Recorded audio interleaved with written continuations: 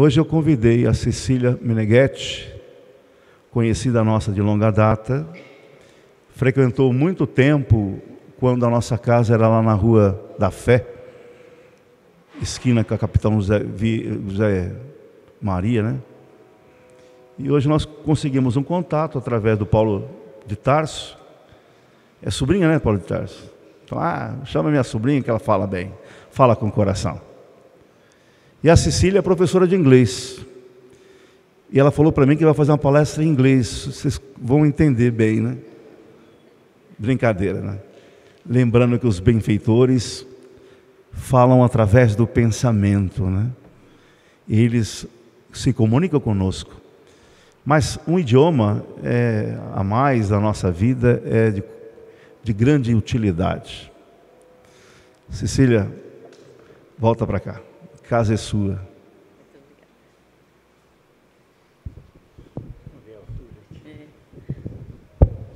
Mais baixo é melhor.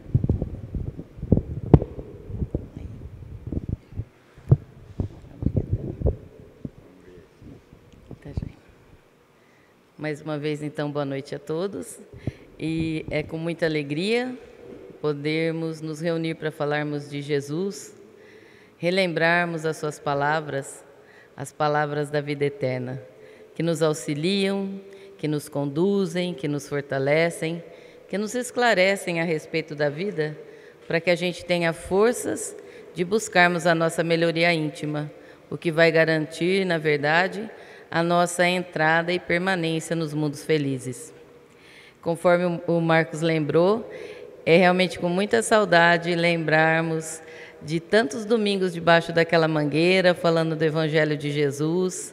É uma saudade muito gostosa e a gente sabe que, embora a instalação física seja outra, a instalação espiritual continua sempre a mesma. O mesmo carinho na receptividade, o mesmo amparo dos amigos espirituais, a mesma força que nos une para que juntos possamos seguir juntos, então, nesse caminho de melhoria íntima. Para a noite de hoje, eu vou falar sobre o capítulo 5 do Evangelho segundo o Espiritismo, que é Bem-aventurados os aflitos. Mas eu vou começar a minha exposição com uma história. Conta-se que, certa feita, uma moça caminhava por uma praia. Não era uma praia muito grande em extensão e com muita areia. Era uma praia um pouco mais da encosta, cercada por montanhas e ainda árvores nessas montanhas, algumas palmeiras. E essa moça caminhava então por essa praia, e embora ela seguisse com os pés na areia fresquinha, sentindo a brisa do mar, aquele silêncio entremeado pelo balançar das folhas, ela não seguia em paz. Ela carregava no colo um filho pequeno e se sentia bastante atribulada, cansada, preocupada não só de carregar aquele fardo, mas principalmente pensando como que a vida tinha sido ou estava sendo difícil para ela. Por que será que ela, tão jovem, já enfrentava situações tão difíceis? E por que será que, apesar dela amar tanto aquele filho, muitas vezes ela se pegava pensando que talvez, se ela não o tivesse, que a vida dela seria muito mais simples. Sozinha, ainda que sozinha, seria mais fácil dela conseguir meios de se manter, talvez fosse mais fácil de arrumar um emprego, talvez ela não se sentisse tão cobrada por ela mesma de ter uma responsabilidade tão grande nos braços. E ela se deixa levar então envolta por esses pensamentos quando ela percebe, como se fosse um chamado, uma voz que vinha de parte da montanha, que parecia uma caverna. Quando ela se aproxima então dessa parte da rocha, havia uma reentrância, e aquela voz parecia ficar mais forte, convidando-a para entrar. Um pouco receosa, ela decide então entrar naquele lugar um pouco desconhecido. E, para sua surpresa, ao entrar naquela caverna, ela se depara com um grande tesouro. Ela percebe coisas de grande valor joias, objetos aparentemente caros, coisas que chamavam muito a atenção dela e que ela, dentro da dificuldade que enfrentava, pensou que talvez ali estivesse a salvação, que Deus então talvez tivesse ouvido a sua prece e tivesse dado a ela a oportunidade de encontrar meios materiais de melhorar a sua situação. E ela começa então desesperadamente a recolher coisas. E ela segurando o filho num braço, tentando segurar a saia para colocar alguns objetos e joias, ela, naquele afã, ouve mais uma vez a voz que lhe diz: você pode pegar tudo o que você quiser, mas ao sair dessa caverna, você não poderá retornar para pegar mais nada.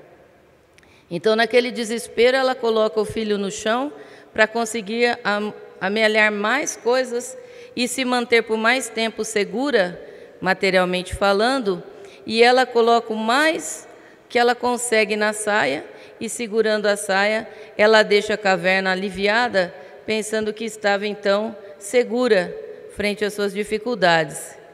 E para sua surpresa, quando ela se dá conta, ela havia deixado o filho lá dentro.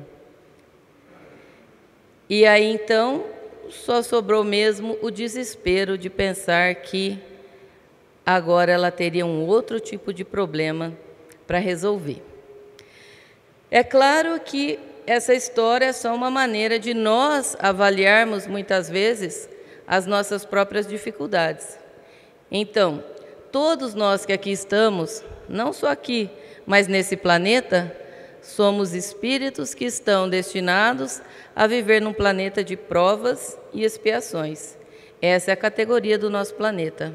Um planeta de provas e expiações, ele está destinado a receber espíritos que ainda trazem uma grande gama de compromissos morais com a lei de Deus. E dificilmente se encontra nessa terra espíritos que não estejam aqui cumprindo com alguma tarefa para ressarcir danos causados em relação à lei de Deus. Daquelas criaturas que a gente percebe que conviveram ou convivem conosco e não apresentam essas características ainda de compromissos morais, podemos ter certeza que são espíritos que aceitaram missões para alavancar o nosso progresso espiritual. Então, cada um de nós que aqui está também carrega nos braços um filho no sentido de termos algum problema, alguma dificuldade que nos mantém presos a uma complicação, a uma situação de estresse, que muitas vezes a gente fica se perguntando quão mais fácil seria se não tivéssemos aquele problema. Porque temos que dar conta de várias coisas, de várias ordens. Então, problemas relacionados com a saúde, problemas relacionados com a nossa vida afetiva, problemas de trabalho, problemas, enfim, de toda a ordem. Muitas vezes, apesar de caminharmos em lugares tranquilos, nós não temos um sossego, no coração, o nosso espírito não se mantém tranquilo, esperando ou acreditando que somos destinados à felicidade. No mais das vezes, a gente caminha sempre preocupado, sempre se perguntando, muitas vezes, a respeito da justiça de Deus. Será mesmo que esse Deus de justiça e bondade está aí, hein? Porque quando nós observamos o que vai à nossa volta, é tanta injustiça, aparentemente, tanta dificuldade. A gente percebe pessoas de um comportamento tão complicado, aparentemente tendo sucesso, conseguindo tudo aquilo que buscam, enquanto que outras pessoas lutam desesperadamente para se manterem atentos, agindo de acordo com princípios morais e espirituais, conseguindo tão pouco. Então nós nos perguntamos, nesse capítulo, chamado de bem-aventurados os aflitos. Por que será que Jesus diz que aqueles que sofrem vão ser bem-aventurados? Eles vão estar bem. Então, primeiramente, nós temos de entender alguns pontos. Primeira coisa, se Deus é soberanamente justo e bom, e nós acreditamos em todas essas qualidades que acreditamos serem pertinentes a Deus, cada uma dessas causas, ou cada um desses problemas que enfrentamos, tem que ter uma causa justa.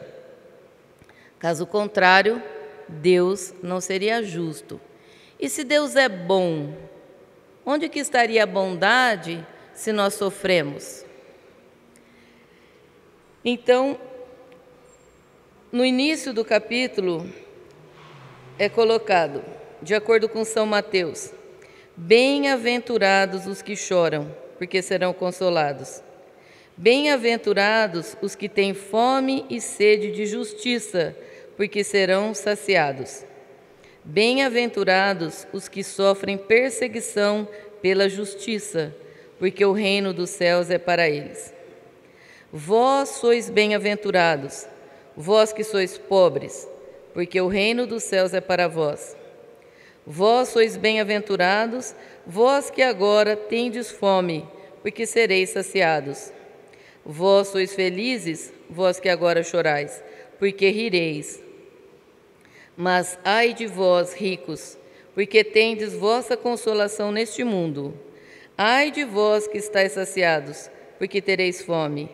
Ai de vós que rides agora, porque sereis reduzidos ao pranto e às lágrimas. Então, logo nesse início, São Mateus, São Lucas e São Lucas também no capítulo 6, eles falam de situações muito, mas muito comuns no nosso atual momento. Injustiça é aquilo que mais se percebe no mundo de hoje. Perseguições de toda ordem, de ordem religiosa, de ordem política, de qualquer ordem, enfim. Ou mesmo quando uma pessoa aparentemente não tem nada contra a outra, ela acha uma característica, uma qualidade para perseguir aquela outra pessoa. E a gente tem percebido isso, inclusive em crianças de idade ainda bem tenra, que já os espíritos têm demonstrado características bem marcantes em relação à intolerância e a um comportamento nada cristão, digamos assim. Entre os itens desse capítulo, o primeiro fala da justiça das aflições. Então, conforme eu já falei, se Deus é justo e bom, essas aflições que enfrentamos, elas têm que ter uma causa justa, já que Deus é bom. O outro item em questão é causas atuais das aflições. Então, quando nós paramos para pensar nos nossos problemas, muitas vezes, embora a gente não queira admitir, eles são frutos da nossa inconsequência, vamos dizer. Comportamentos que nos levam a sofrimentos ou situações que a gente busca por conta das nossas invirtudes. Com licença.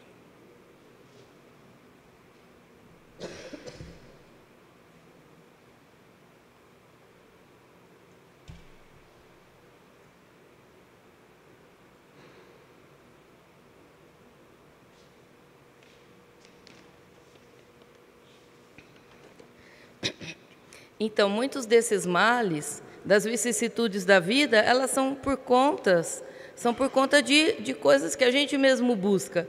Quantas vezes, por conta de um sonho grandioso, de uma casa grande, de um carro importado, ou de uma posição de destaque, a gente não entre em rotinas sacrificantes para conseguirmos tudo aquilo. Então, o nosso cansaço, o nosso estresse, o nosso desespero por termos de competir, muitas vezes, com pessoas que são amigos de trabalho, de termos muitas vezes de escolher entre uma atitude correta e um ato não muito honrado para obter aquele lugar na firma que a gente sempre quis. Ou então sacrificar a família para que eu possa dobrar o meu turno de trabalho, garantindo um salário maior para que eu possa ter um carro, que depois, para manter esse carro, também vai me custar um sacrifício maior. Ou então que eu tenha que me submeter a situações, desgastantes para eu manter uma forma, uma aparência, não me permitindo ter uma vida normal, sabendo que o envelhecimento faz parte da natureza humana e de todas as coisas, enfim, que elas acabam envelhecendo, elas acabam tendo problemas. Então, todas essas coisas que estão relacionadas às nossas invirtudes são as que, no mais das vezes, causam os nossos problemas. Aqui no Evangelho, é interessante eles colocarem, em relação à fonte dos males terrestres, muitos são a consequência natural do caráter e da conduta daqueles que o suportam. Então, se nós considerarmos, de quando foi escrito o Evangelho, a gente pode perceber que as dificuldades, elas continuam as mesmas. Talvez agora um pouco mais sofisticadas, frente a tudo aquilo que a modernidade nos permite, mas a gente ainda continua preso às mesmas situações. Então, eles colocam: quantos homens tombam por suas próprias faltas? Quantos são vítimas de sua imprevidência, de seu orgulho e de sua ambição? Quantas pessoas arruinadas por falta de ordem, de perseverança, por má conduta e por não terem limitado os seus desejos? Quantas uniões infelizes, porque são de interesses calculados ou de vaidade, com as quais o coração nada tem? Quantas dissensões e querelas funestas se teria podido evitar com mais moderação e menos suscetibilidade? Quantos males e enfermidades são a consequência da intemperança e dos excessos de todos os gêneros? Quantos pais são infelizes com seus filhos porque não combateram suas más tendências no princípio? Por fraqueza ou indiferença, deixaram-se desenvolver neles os germes do orgulho, do egoísmo e da tola vaidade, que secam o coração. Depois, mais tarde, recolhendo o que semearam, espantam-se e afligem pela sua falta de respeito e ingratidão. Que todos aqueles que são atingidos no coração pelas vicissitudes e decepções da vida interroguem friamente sua consciência, que remontem progressivamente à fonte dos males que os afligem, e verão se o mais frequentemente não pode dizer: se eu tivesse ou se não tivesse feito tal coisa, eu não estaria em tal situação. A quem, pois, culpar de todas as suas aflições, senão a si mesmo? Então, a gente, é claro, no fundo, quando nós paramos para pensar na nossa vida, a nossa consciência é muito clara em nos alertar a respeito daquilo que estamos fazendo. Mas muitas vezes a gente prefere transferir esse alerta, esse chamado para uma situação ou para outras pessoas, ou afirmando que, infelizmente, nesse momento não há muito que a gente possa fazer, E a gente então fala da necessidade dos filhos, que a gente precisa deixar alguma coisa para o futuro deles, ou então que se eu não fizer isso nesse momento, um pouco mais tarde vai ficar mais complicado. E aí a vida vai passando e a gente vai mergulhando cada vez mais em situações difíceis para nós mesmos por conta da nossa incúria, sem nos lembrarmos de ver a figura grande, o que está por trás disso tudo. A gente só enxerga o momento atual, a nossa vida atual. Se nós somos jovens, a juventude. Se estamos na meia-idade, o momento ainda que precede a velhice.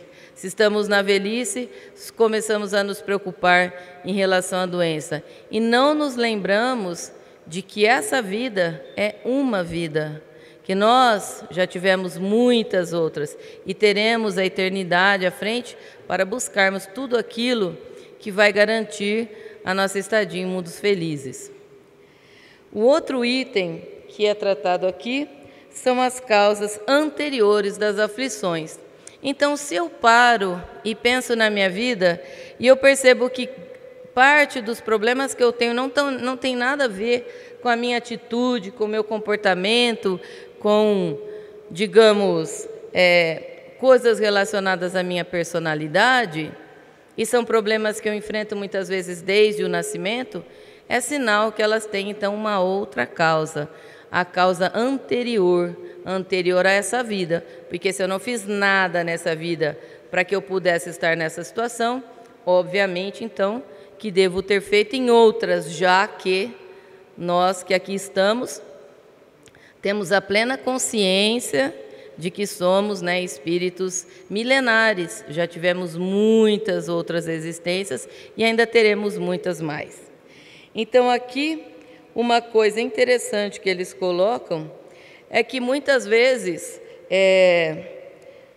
esses males, ou essa nossa atitude na vida atual, repreensível, nem sempre ela é alcançada pela justiça da terra. Então, ainda mais aqui no Brasil agora, nesse momento, está muito claro de nós vermos, né, a atitude de determinadas pessoas do governo, pessoas de toda a ordem, que se aproveitam, né, da impunidade. E elas têm muita tranquilidade de manter esse comportamento, porque sabem que nada, mas nada mesmo vai acontecer com elas, né? Elas vão continuar fazendo o que elas fazem. Se mudar alguma coisinha, nada na vida pessoal muda. Elas não vão perder aquilo que têm, não vai acontecer nada. E aí elas têm tranquilidade porque também não imaginam que, ao terminar essa existência, eles ainda vão continuar existindo e vão ter que responder, então, por essas atitudes. Mas acontece que, para Deus, nenhuma pequena atitude contra as suas leis fica em aberto. Nós vamos ter que dar conta de exatamente tudo o que fizermos, o que falarmos, o que pensarmos. Porque tudo, exatamente tudo, está inscrito em nós. Então, essas leis de Deus, elas estão em nós, na nossa consciência. E não há nenhum meio que a gente possa fingir o desconhecimento dessa lei. É claro que muitas vezes existem alguns atenuantes, né? Se somos ignorantes, se não tivermos a oportunidade de entrarmos em contato com nenhuma religião que nos falasse de Jesus, ou que, enfim, a nossa situação fosse tão precária que nós não tivéssemos tido esse conhecimento, ainda assim, né, em nós tem a noção do bem e do mal, de saber exatamente o que é bom para mim, é bom para o meu irmão. O que não é bom para mim, também não é bom para o outro. Mas ainda assim, haveria uma desculpa. Mas para aqueles outros de nós que já temos o conhecimento, né, principalmente nós espíritas que tivemos a grata oportunidade de termos o conhecimento dessa doutrina maravilhosa, fica um pouco mais complexo a nossa omissão frente à tentativa de buscarmos a nossa melhoria. Então, toda vez que nós fizermos corpo mole ou que a apatia nós permitirmos que a apatia tome conta da nossa fortaleza moral, a gente só vai estar complicando a nossa situação futura. E aqui, então, eles colocam que se há males dos quais o homem é a causa primeira nessa vida, há outros, pelo menos na aparência, que lhe são completamente estranhos e que parecem atingi-lo como uma fatalidade. Tal é, por exemplo, a perda de seres queridos e de arrimos de família, acidentes que nenhuma providência poderia impedir, os reveses de fortuna que frustram todas as medidas de prudência, os flagelos naturais e as enfermidades de nascimento, sobretudo aquelas que tiram aos infelizes os meios de ganhar a vida pelo trabalho, como as deformidades, a idiotia, o cretinismo, etc. Entretanto, em virtude do axioma de que todo efeito tem uma causa, essas misérias são efeitos que devem ter uma causa, e desde que se admita um Deus justo, essa causa deve ser justa. Os sofrimentos por causas anteriores são frequentemente como as faltas atuais, a consequência natural da falta cometida, quer dizer, por uma justiça distributiva rigorosa, o homem suporta o que fez os outros suportarem. Se foi duro e desumano, ele poderá ser a seu turno tratado duramente e com desumanidade. Se foi orgulhoso, avarento, egoísta, se fez mau uso da fortuna, se foi mau filho, etc. Assim se explica pela pluralidade das existências e pela destinação da Terra como mundo expiatório as anomalias que a distribuição da felicidade e da infelicidade entre os bons e os maus neste mundo apresenta. Então aqui a gente percebe que, se ao examinarmos a nossa vida atual, percebermos que parte daquilo que nos atinge não tem nada a ver com o nosso comportamento atual, é óbvio que estaremos resgatando coisas do passado. Então, as atitudes impensadas do passado, de avareza, de orgulho, de egoísmo, de prepotência, de usurpação, enfim, todas aqueles sentimentos, as invirtudes que ainda tínhamos por conta da busca do nosso progresso moral e espiritual, nós teremos que refazer. E aí alguém pode perguntar, se exatamente tudo que eu faço eu tenho que pagar, seria exatamente como a lei de Talião, não é assim? Do olho por olho e dente por dente. Mas não foi isso que Jesus veio nos falar. Jesus não veio nos falar da lei de Talião, essa era a lei daquela época. Jesus veio nos falar de amor, de misericórdia. Então, onde é que estaria contida a misericórdia de Deus nisso? Então, a misericórdia de Deus se encontra exatamente na permissão de que, somente quando estivermos preparados, moralmente falando, para refazermos aquelas nossas jornadas errôneas, as nossas escolhas impensadas do passado, é que nós estaremos enfrentando as situações no presente. Então é daí que vem aquele ditado, né?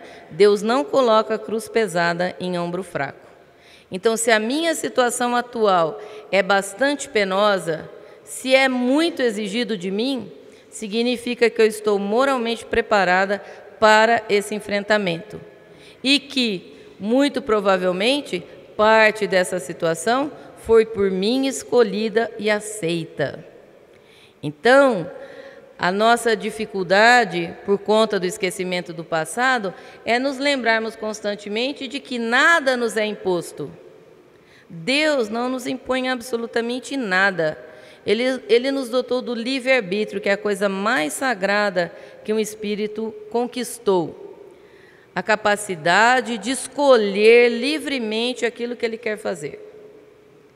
Só lembrando que, se há amor, então ele é livre para escolher. Há também a justiça, que, se essa escolha não estiver de acordo com as leis de Deus, eternas, imutáveis, que rege todo o universo, nós deveremos dar conta disso. Então é aí que entra a misericórdia. Aquilo está esculpido em nós. Exatamente tudo o que fazemos, todas as nossas experiências, elas estão conosco, e elas determinam quem somos. E ela vai estar conosco na nossa individualidade até o momento que nós tivermos alcançado a nossa evolução espiritual. Cada um de nós estará destinado ao mesmo fim, à perfeição e à felicidade. Cada um de nós seguiu um caminho próprio, partindo do mesmo ponto, de termos sido criados simples e ignorantes. Então aí está toda a majestade da obra divina. Não há pressa, não há imposição, não há nada, mas há uma justiça que está conosco desde os tempos imemoriais. Então, mesmo quando não tínhamos tanta consciência do existir e fizemos escolhas erradas, nós deveremos refazer esse caminho. a partir do momento que tivermos então entendido no nosso ser que aquilo não está de acordo com a consciência divina. E da mesma maneira que um navio, por exemplo, que transportasse pessoas, estivesse contaminado com a peste e chegasse numa cidade onde não haveria pessoas contaminadas, aquelas pessoas não poderiam descer ou deixar aquele navio. Aquele navio deveria seguir viagem durante mais tempo no mar, até que aquelas pessoas alcançassem a cura. Assim somos nós. Nós só poderemos habitar mundos felizes quando nós tivermos tirado do nosso espírito toda mancha, toda impureza, que a nossa consciência estivesse tão limpa que não tivéssemos nada mais pendente com a justiça divina. Aí sim estaremos então preparados para habitarmos mundos felizes. Enquanto nós não temos essa condição, estamos nós aqui na Terra, nos mundos ou em qualquer outro mundo de provas e expiações. É interessante notarmos que as expiações, então essas coisas que eu mencionei, essas dificuldades que atravessamos na nossa vida, que não estão relacionadas com a nossa atitude do presente, mas que são por conta de atitudes do passado, muitas vezes, embora a gente busque muito contorná-las ou diminuí-las, muitas vezes nós não conseguimos.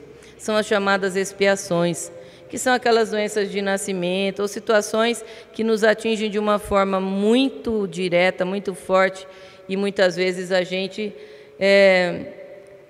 se pergunta, será que aquilo ali estaria certa para a minha condição espiritual? Porque muitas vezes a gente se sente fraquejar.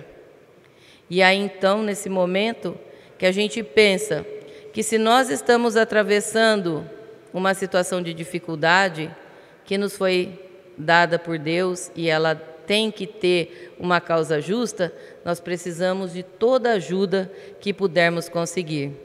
Quando uma pessoa aqui está doente, ela não fica parada esperando a doença passar. Ela vai em busca de médicos, de alguma coisa que minore a sua dor, de tratamentos. E assim somos nós. Quando nós temos algum problema de qualquer ordem, mas principalmente de ordem moral, nós precisamos buscar ajuda. E que ajuda é essa que eu estou falando?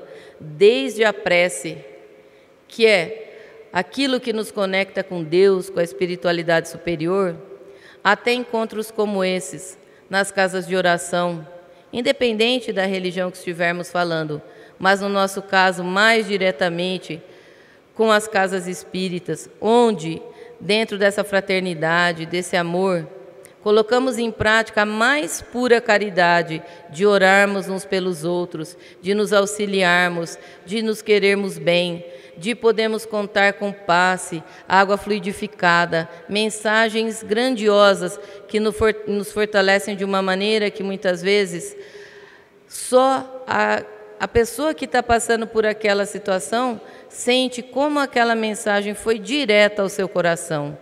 Como que ela se sente, então, fortalecida, motivada a continuar tentando, dando de si coisas que ela mesmo nem acha que ela tem, para os familiares, para os amigos, para os filhos, para si mesmo. E aí, então, nós nos lembramos, do óbolo da viúva, que deu uma pequena moedinha daquilo que lhe faltava. E muitas vezes somos nós, essa viúva, não temos nada, praticamente nada de virtudes, mas ainda damos do pouco que temos, do nosso carinho, da nossa tolerância, da nossa paciência, do nosso amor incondicional, ainda que para aqueles que convivem conosco, os nossos familiares, os nossos amigos. Muito embora não consigamos ainda estender esse tipo de amor, de carinho, de amizade a toda a humanidade, mas já estamos em busca de um comportamento incondicional de amor com aqueles que convivemos.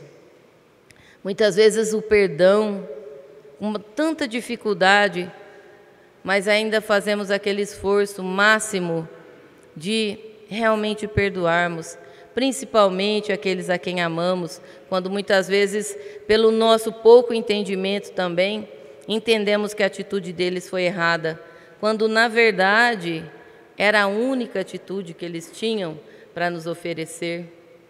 Então, nesse momento, toda a força, todo auxílio é bem-vindo. Então, por isso, não podemos preterir de encontros como esses, de leituras edificantes, de mensagens, de prece, de ações que nos permitem sairmos da nossa situação de dificuldade e percebermos que outras pessoas muitas vezes têm situações piores. E elas ainda nos mostram tanta força, tanta coragem, que a gente se sente envergonhado. E aí, de novo, a gente se coloca na posição de seguir, buscando sempre mais, sermos merecedores de toda essa misericórdia divina, que não nos nega nunca nenhum auxílio. Cada um de nós tem um espírito responsável por nós, um anjo da guarda, que está conosco desde o início da nossa trajetória. Temos espíritos instrutores, familiares, afinidades de outras vidas que estão conosco torcendo pelo nosso sucesso espiritual, para que tenhamos força de seguirmos avante, para que juntos alcancemos muitas vezes um patamar de progresso mais rápido, a condição de podermos estar juntos em mundos de regeneração. Então, todos esses espíritos lutam conosco, muitas vezes sem a nossa mínima consciência, né? Mas estamos sempre cercados por esses queridos que estão sempre nos motivando, orando também por nós.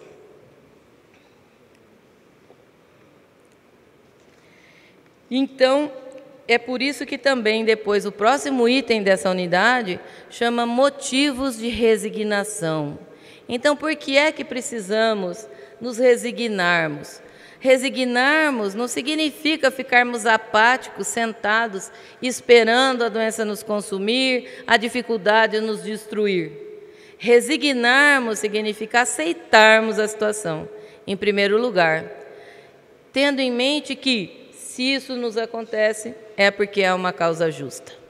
Se nós precisamos de auxílio, certamente que Deus proverá, porque nenhum de nós que aqui estamos está destinado a vir em uma encarnação para falhar. O sofrimento não é uma punição, é um chamamento para que a gente entenda que as nossas atitudes, que vão contra as leis de Deus, nos colocam em situações de dificuldade. Então, da mesma maneira que a criança, quando avisada para não colocar o dedo na tomada, ela insiste, coloca e leva choque, ao tomar o choque que foi o chamamento, ela pensa melhor da próxima vez. E embora aparentemente ela queira ser livre para fazer exatamente o que ela quiser, ela vai pensar que talvez, se ela contesse um pouco mais dos seus desejos, ela teria menos dificuldades para lidar no futuro. Ou, se eu tenho um controle maior sobre a minha vontade de comer coisas que possam me trazer problema, e eu conseguir me controlar, talvez eu não tenha aquele prazer imenso de comer muito sorvete, uma caixa de sorvete, igual aparece nos filmes, né? A pessoa lá triste, depressiva, senta no sofá com um pote de sorvete na mão, comendo e chorando, como se aquilo fosse resolver a vida dela, e a hora que acaba o sorvete, ela só tem a dor de estômago, né? Então, talvez se ela comesse só um pouquinho do sorvete e pedisse ajuda, conversasse com alguém, né? Tentasse resolver aquilo de maneira diferente, a situação seria menos complexa. Então, muitas vezes nós somos assim, a nossa susceptibilidade, ela nos coloca em situações de dificuldade. Então, a gente dá tanta importância, né, para as coisas que vão nos acontecendo, ao invés de imaginarmos que somos espíritos encarnados, pessoas incríveis, não no sentido de que somos melhores que ninguém, mas somos criaturas destinadas à felicidade. Olha que coisa mais maravilhosa que é isso. Como que alguém pode acreditar o contrário? Que Deus, na sua perfeição, possa ter desejado o nosso sofrimento.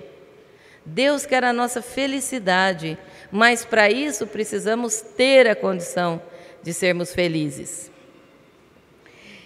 Então aqui ele coloca que devemos nos considerar felizes por sofrer, porque as nossas dores suportadas pacientemente sobre a terra nos poupam séculos de sofrimento na vida futura. Devemos, pois, estar felizes porque Deus transformou a nossa dívida, permitindo pagá-la presentemente, o que nos assegura a tranquilidade para o futuro. O homem pode abrandar ou aumentar a amargura das suas provas pela maneira que encara a vida terrestre. O resultado dessa maneira de encarar a vida é diminuir a importância das coisas deste mundo, de levar o homem a moderar seus desejos, a contentar-se com sua posição sem invejar a dos outros, de atenuar a impressão moral dos reveses e das decepções que experimenta. Ele aure nisso uma calma e uma resignação tão úteis à saúde do corpo como a da alma, ao passo que pela inveja, ciúme, ambição, tortura-se voluntariamente e aumenta assim as misérias e as angústias da vida, da sua inteira existência. Então, se nós realmente nos lembrarmos que essa vida aqui é mais uma experiência, embora aparentemente longa, ela vai se acabar num instante frente à eternidade. E vamos continuar buscando a nossa melhoria. Se hoje sofremos, certamente amanhã não mais, porque teremos entendido, então, essa mensagem, essa oportunidade de aprendizado. E, por fim, o bem e o mal sofrer. Frequentemente, Deus vos disse que não colocava fardos pesados em ombros fracos. O fardo é proporcional às forças, como a recompensa será proporcional à resignação e à coragem. Maior será a recompensa quanto a aflição não seja penosa, mas essa recompensa é preciso merecê-la, e é por isso que a vida está cheia de tribulações.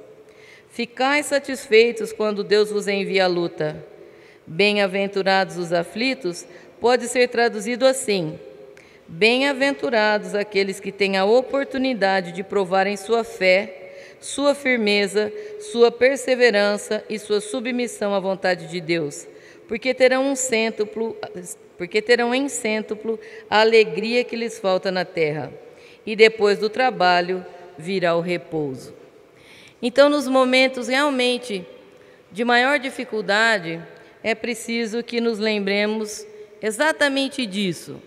Essa vida não é a nossa única vida. Nós agimos anteriormente em outras oportunidades, em outras experiências, e estaremos a caminho em experiências novas, experiências futuras. Tudo aquilo que nos alcança está intimamente relacionado com o nosso ser, com a nossa trajetória espiritual. As pessoas com quem convivemos são exatamente aquelas que precisam estar conosco para nos auxiliar, para nos motivar e também para refazermos caminho. Para nós que temos o entendimento, é preciso que nós sejamos sempre os primeiros a dar o primeiro passo. Então, nós que vamos oferecer o entendimento, nós que vamos oferecer a tolerância, o perdão, a paciência, não por sermos melhores do que ninguém, mas por termos o entendimento de como funcionam as leis de Deus. E no fim nós vamos ter entendido que, da mesma maneira que na história o filho representava para aquela moça um problema, um fardo, mas possivelmente era aquele fardo que a mantinha focada. Era aquele fardo que permitia que ela pensasse que deveria alcançar uma estabilidade, que ela deveria buscar uma situação de maior conforto, que pudesse dar àquela criatura aquilo que ele necessitaria no futuro. Muitas vezes, gente, os nossos problemas, eles não são diminuídos porque cada vez que os temos diminuídos, nós perdemos o foco. Então, se temos um problema de saúde e esse problema melhora significativamente, nós voltamos aos velhos hábitos do abuso. Se somos colocados em situações onde temos mais acesso ao poder, nos tornamos intransigentes e muitas vezes usamos indevidamente o nosso poder.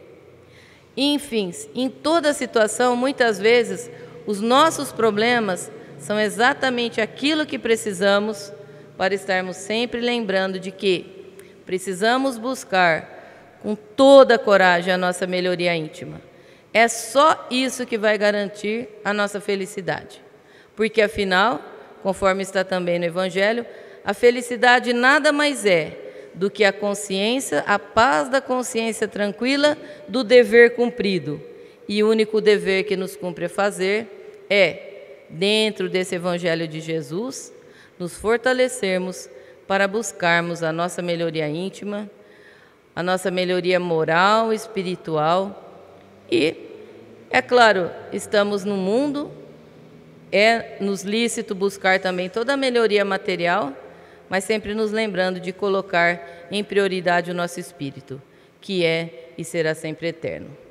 Que Jesus possa estar sempre conosco, nos fortalecendo, nos amparando, nos intuindo, lembrando sempre da sua figura amiga, a dirigir o seu olhar dócil, nos lembrando de que todos nós que já buscamos, através do refazimento, a nossa melhoria, o nosso progresso, e muitas vezes choramos e sofremos, seremos consolados.